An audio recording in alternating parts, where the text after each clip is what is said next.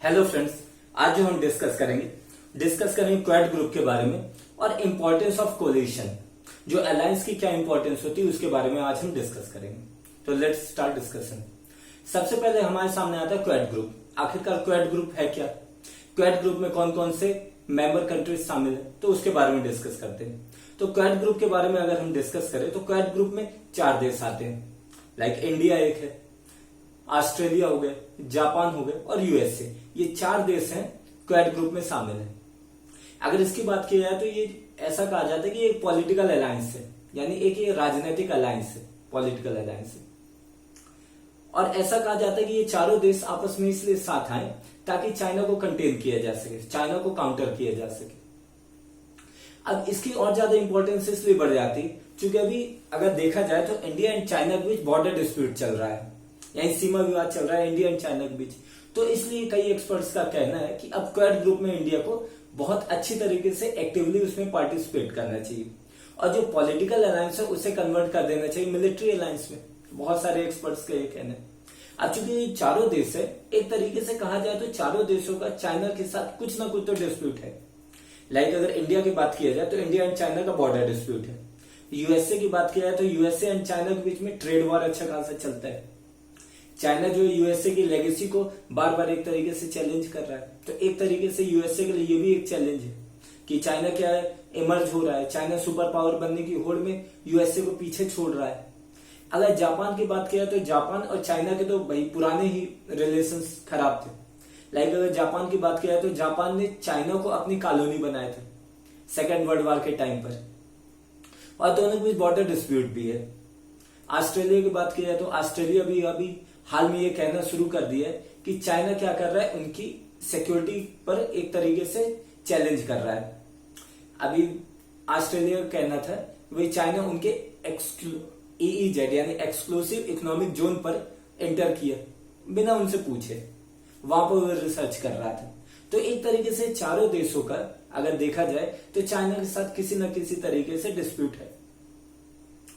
तो अगर हम देखें जो हमारे फॉरेन पॉलिसी एक्सपर्ट्स हैं, तो फॉरेन पॉलिसी एक्सपर्ट्स का हमेशा ये रहता है कि जब भी इंडिया कोई अलायंस के साथ जाता है, यानी कोई अलायंस में शामिल होता है, या फिर जब भी इंडिया यूएसए के करीब जाता है, तो फॉरेन पॉलिसी एक्सपर्ट्स जो है वो हमेशा ये डिबेट चालू हो जाती है हमारे यहाँ कि क्या इंडिया वो जो अपनी पुरानी नीतियां थी, पुरानी पॉलिसीज थी जो नैम के अंतर्गत है, नॉन अलाइन मूवमेंट के अंतर्गत था ना, कि इंडिया शुरू से जब देश आजाद हुआ था तब से ये कहने लग गया था कि इंडिया किसी भी अलायंस में शामिल नहीं होगा।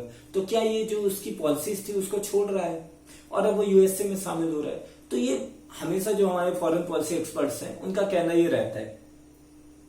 तो एक तरीके से अभी भी ये डिबेट चालू हो गई, क्योंकि अभी क्या हुआ, अभी हाल ही में जो क्वाड की एक तरीके से एनुअल मीटिंग हुई है टोक्यो में, तो उस मीटिंग में क्या आउटपुट निकलेंगे तो उसको लेकर के हर कोई कयास लगाया हुआ है, हर कोई उसके ऊपर कहना है उनका, हर कोई फॉरेन पॉलिसी एक्सपर्ट्स उसके अलग अलग इसके ऊपर इश्यूज आ रहे हैं और डिबेट चालू हो गई है। तो ये हो गए। अब इसके अलावा हम अलायंस के बारे में जान लेते हैं कि भाई इंपॉर्टेंस ऑफ अलायंस आखिरकार है क्या, अलायंस का नेचर क्या होता है, सबसे पहले ये जानना जरूरी है। अलायंस अगर बात की जाए, 2 या 2 से अधिक कंट्री यानी 2 या 2 से अधिक देश अगर कमिटमेंट करते हैं कि किसी तीसरे देश से उनकी प्रोटेक्शन हो, यानी किसी तीसरे देश से वो रक्षा के लिए 2 या 2 से अधिक देश क्या करते हैं, एक तरीके से कमिटमेंट करते हैं, तो आप उसे अलायंस बोल सकते। For example India and USSR के बीच 1971 में फ्रेंडशिप ट्रीटी साइन हुई, यानी इंडिया और यूएसएसआर ने 1971 में फ्रेंडशिप ट्रीटी साइन की। यूएसएसआर ने इंडिया को कमिटमेंट की कि अगर यूएसए इंडिया के ऊपर कभी भी अटैक करता है देन यूएसएसआर उनकी हेल्प करेगा, ये कमिटमेंट थी। और ऐसी कमिटमेंट इंडिया ने भी कुछ करी। तो एक तरीके से देखा जाए तो जो अलायंस में शामिल नहीं होता था, उसके बाद जो 1971 में इंडिया ने फ्रेंडशिप ट्रीटी साइन की। तो ये हो गया आपका अलायंस के बारे में। इसके अलावा अगर और हम इसमें जाने तो इंडिया का जो है कि अगर देखा जाए तो अलायंस जो है 2 टाइप के हो सकते हैं। एक तो बायलेटरल अलायंस भी बनते हैं और दूसरा मल्टीलेटरल अलायंस भी बनते हैं। बायलेटरल मतलब जहां सिर्फ 2 देश शामिल हो, और मल्टीलेटरल मतलब यहाँ 2 या 2 से अधिक देश शामिल हो, यानी 2 से अधिक कितने भी देश शामिल हो सकते हैं मल्टीलेटरल अलायंस में। लाइक नाटो की बात की जाए तो नाटो क्या है, मल्टीलेटरल अलायंस है। अब दो देशों वाली बात की जाए तो इंडिया एंड यूएसएसआर जो थे वो बायलेटरल अलायंस उन्होंने बनाया था। तो एक तरीके से ये देखा जा सकता है बायलेटरल एंड मल्टीलेटरल में डिफरेंस। अलायंस औपचारिक भी हो सकते हैं और अनौपचारिक भी हो सकते हैं। तो एक तरीके से बायलेटरल की बात कर ली हमने, अलायंस के बारे में बात कर ली। अगर इंडिया के स्टैंड की बात की जाए तो इंडिया कभी भी अलायंस के ऊपर, यानी जो फॉरेन पॉलिसी होती है उसमें वो अलायंस को इतना ज्यादा सही मानता नहीं। इंडिया हमेशा फॉरेन पॉलिसी में अलायंस को एक तरीके से उसने गलत ही कहा है कि वो हमारे लिए ठीक नहीं है। लेकिन अगर इंडिया की बात की जाए तो इंडिया ने जो हमारा जो एंशिएंट लिटरेचर है, जो हमारा जो प्राचीन साहित्य है, वहां पर हम अलायंस को देखते हैं। लाइक आप चाहे रामायण की बात कीजिए, चाहे महाभारत की बात कीजिए, चाहे फिर आप पंचतंत्र की कहानियों की बात कीजिए, अर्थशास्त्र की बात कीजिए, वहां हर जगह अलायंस के बारे में कुछ ना कुछ वर्णन किया गया है। अगर आप महाभारत की बात कीजिए तो महाभारत में अलायंस बने थे। कौरव और पांडवों की जब लड़ाई हुई थी तो एक तरीके से आप देखोगे तो पूरा कुरुवंश, यानी पूरा जो कुरुक्षेत्र में जो युद्ध हुआ था उस टाइम के जितने भी राजवंश थे हर कोई उस युद्ध में पार्टिसिपेट किया था। रामायण की बात की जाए तो वहां पे एक तरीके से राम एंड सुग्रीव के बीच अलायंस बना था ताकि रावण को हराया जा सके, और इस अलायंस में शामिल हो गए थे विभीषण भी बाद में, ताकि रावण को हराया जा सके। पंचतंत्र की कहानियों में भी अलायंस के बारे में बताया गया। इसके अलावा अर्थशास्त्र में बताया गया कि चंद्रगुप्त मौर्य ने किस प्रकार से अलायंस बनाया और किस प्रकार से अखंड भारत का निर्माण किया। अलायंस के सारे उन्होंने अखंड भारत का निर्माण किया था। तो अलायंस के बारे में हमारा जो प्राचीन साहित्य उसमें बताया गया है। और अगर इंडिया की जो डोमेस्टिक पॉलिटिकल पार्टीज है वहां भी अलायंस के बारे में हमें पता चलता है अच्छा खासा। देखा जाए तो 80s 90s के टाइम पे अलायंस की गवर्नमेंट, कोलिशन की गवर्नमेंट, गठबंधन की गवर्नमेंट बहुत चलती थी। लाइक अटल बिहारी वाजपेयी की जो गवर्नमेंट थी वो सिर्फ 13 दिन चली थी शुरुआत, जो 80s 90s के टाइम पर जब उन्होंने पहली बार गवर्नमेंट बनाई थी, यानी 13 दिन के प्रधानमंत्री थे। उसके बाद उनकी गवर्नमेंट हट गई थी। तो इस प्रकार से बहुत सारे हमारे देश में बहुत सारी ऐसी गवर्नमेंट बनी जो कुछ टाइम के लिए थी, अलायंस की गवर्नमेंट थी। तो अलायंस बनते भी और अलायंस बिगड़ते भी हैं। लेकिन क्या कारण कि इंडिया फॉरेन पॉलिसी में अलायंस को एक्सेप्ट नहीं करता, फॉरेन पॉलिसी में इंडिया अलायंस को सही नहीं मानता? उसका रीजन है जब देश आजाद हुआ था 1947 में, 15 अगस्त 1947 में देश आजाद हुआ। उस टाइम पे कोल्ड वॉर चल रहा था। हालांकि कोल्ड वॉर से पहले ही अलायंस था, सेकेंड वर्ल्ड वॉर में ही अलायंस बना था। सेकेंड वर्ल्ड वॉर में अगर आप देखो तो एक तो दूसरे साइड जो था नाजिज्म जो था, या कि जो फासिज्म था, फासीवादी जो कंट्रीज थे, लाइक जापान था, Germany, and third is Italy. Germany में हिटलर का रूल था। अगर इटली की बात की जाए तो मुसोलिनी का रूल था, एंड जापान में भी ये इंपीरियल जापान था। तो एक तरीके से साम्राज्यवादी नीतियों के ऊपर ये चल रहा था, ये फासिज्म के ऊपर चल रहा था। और दूसरी साइड जो अलायंस बना था उसे ग्रेट अलायंस कहते हैं। उसमें यूएसए था, यूके था, एंड इवन उन्होंने यूएसएसआर को भी शामिल कर लिया था ताकि जर्मनी को हराया जा सके। तो एक तरीके से हम देखें तो अलायंस उस टाइम पे भी बने थे। यूके ने कहा, ब्रिटेन ने कहा, चूंकि अगर आपको आजादी चाहिए, पूरे वर्ल्ड को आजाद बनाकर रखना है, देन आपको आजादी के लिए हमारे साथ युद्ध करना चाहिए, हमारे खेमे में युद्ध करना चाहिए, ताकि आप जर्मनी को हरा सको। क्योंकि अगर जर्मनी एक बार जीत गया तो नाजिज्म जीत जाएगा, फांसीवाद जीत जाएगा, और पूरे वर्ल्ड में एक तरीके से फांसीवाद बन जाएगा। तो ये आजादी के लिए सही नहीं। देन इंडिया का स्टैंड था कि भाई कोई भी देश आजादी के लिए कैसे लड़ सकता है जबकि वो खुद ही आजाद नहीं है।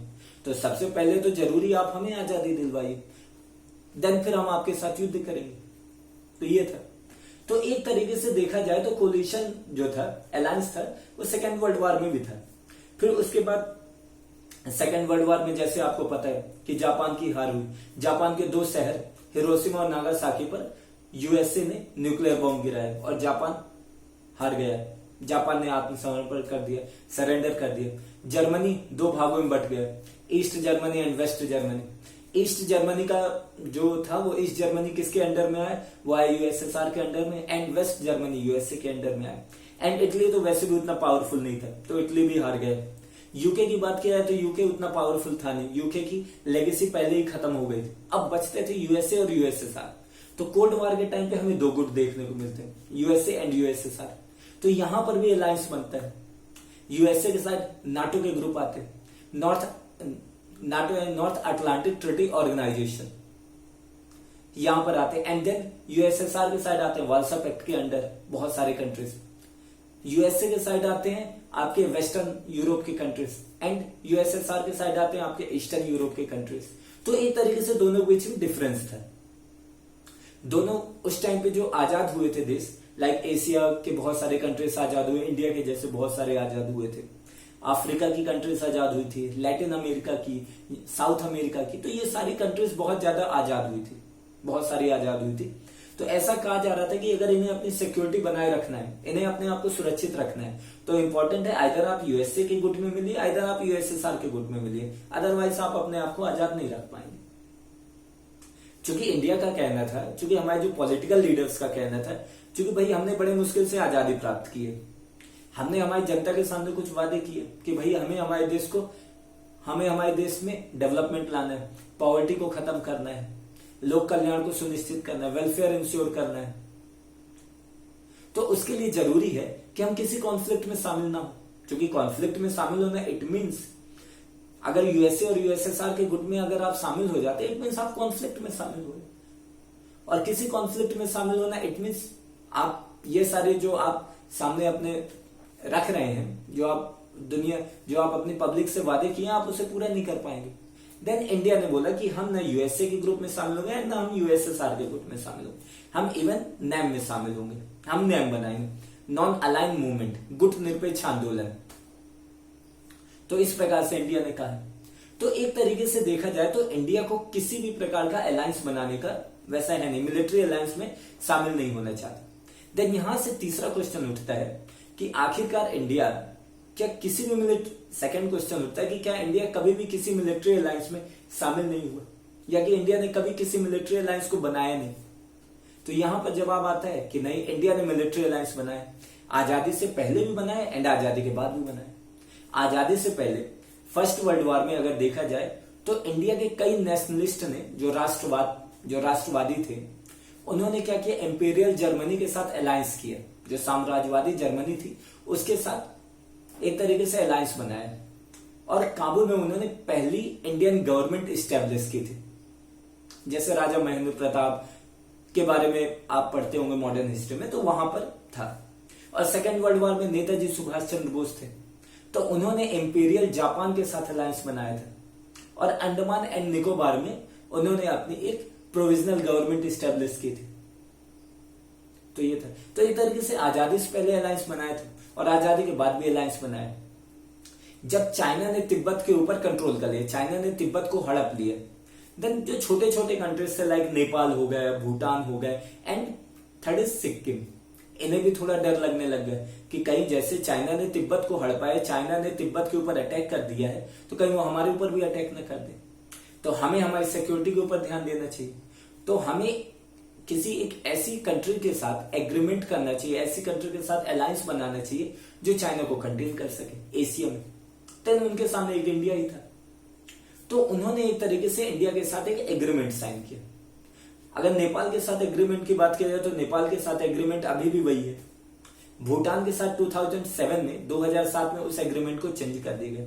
और सिक्किम की बात की जाए तो सिक्किम तो 1975 में इंडिया का इंटीग्रल पार्ट बन गया था, यानी इंडिया में पूर्ण रूप से विलय हो गया था 1975 में।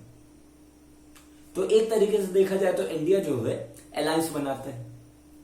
इसके अलावा जब 1962 में इंडिया एंड चाइना का वॉर हुआ था एंड इंडिया हारने लग गया था, तो उस समय जो हमारे तत्कालीन प्रधानमंत्री थे पंडित जवाहरलाल नेहरू ने थोड़ा भी हिचक नहीं दिखाई, थोड़ा भी उन्होंने टाइम नहीं लिया एंड उन्होंने यूएसए की मदद के लिए कहा कि भाई यूएसए हमें चाइना से बचाए।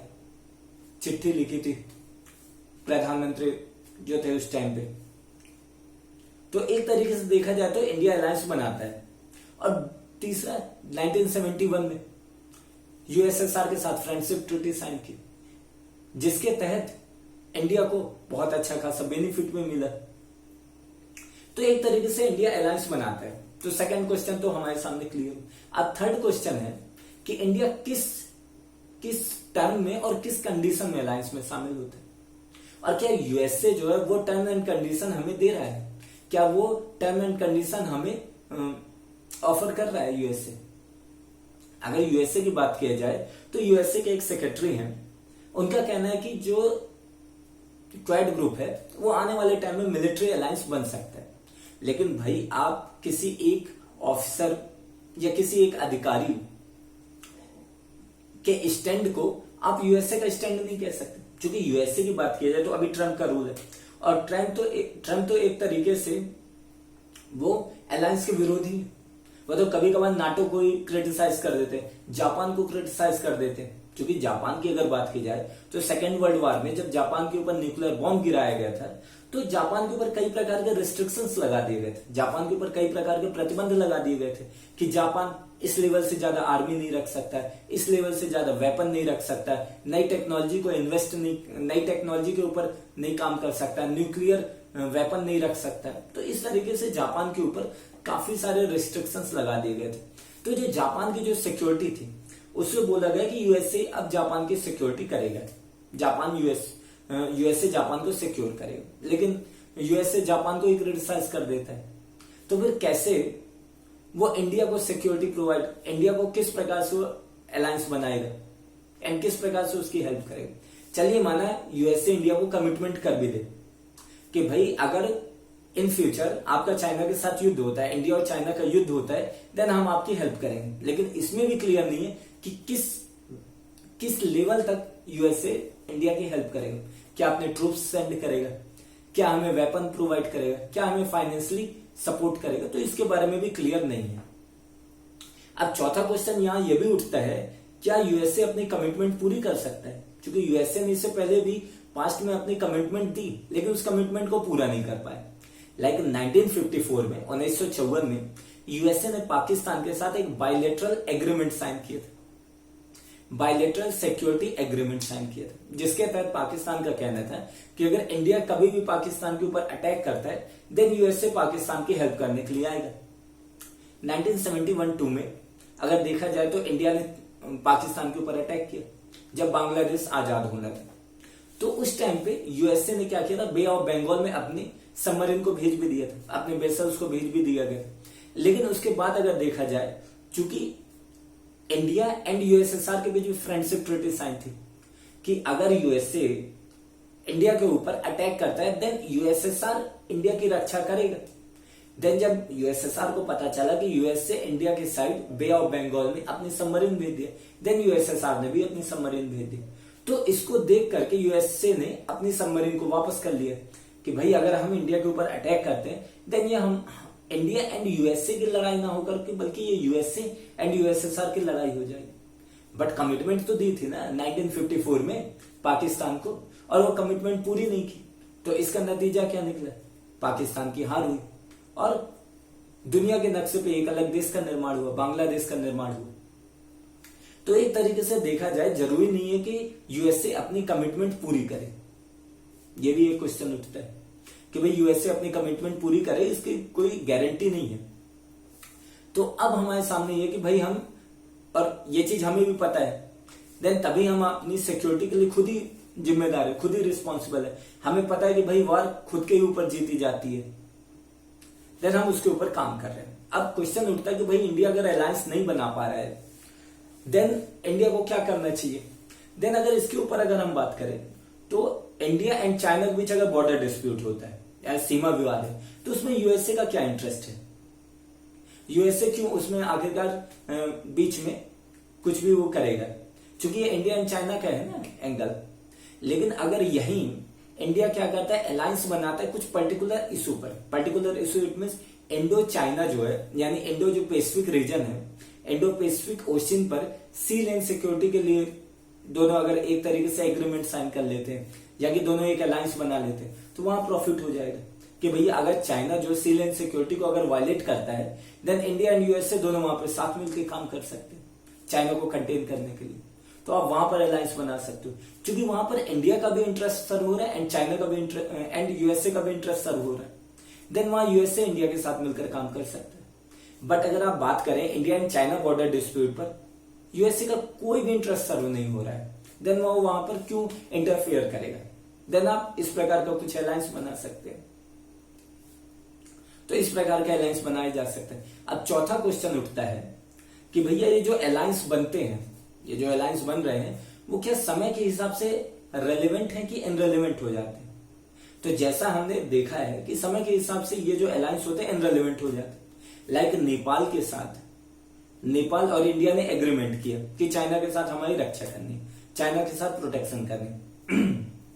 बट अभी कैसी कंडीशन है, अभी नेपाल को लगता है चाइना उनका ज्यादा सगा है एंड इंडिया के साथ ही उनको खतरा है।